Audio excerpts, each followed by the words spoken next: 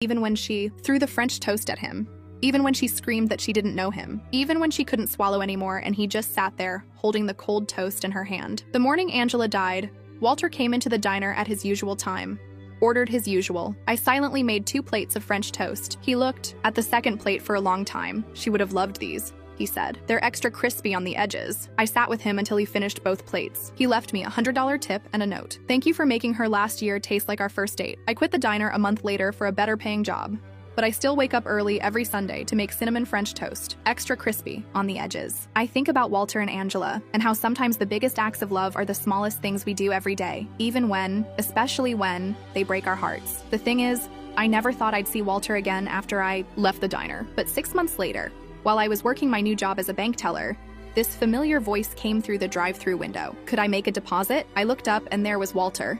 But something was different. He was wearing a nice hat and had a suitcase in his passenger seat. Are you going somewhere?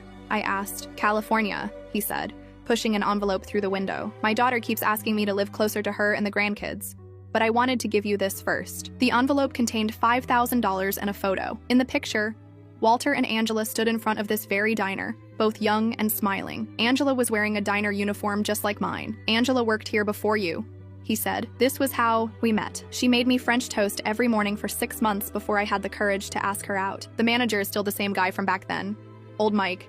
Ask him about Angela. He has more photos in his office. I felt something shift in my chest. I had no idea. We wanted to tell you, but the timing never felt right, Walter said. Angela wanted me to give you her recipe.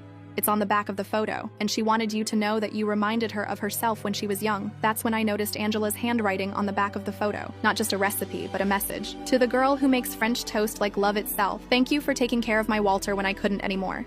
Keep the edges crispy. Angela. My eyes started burning. When did she write this? 3 months before she passed, Walter said.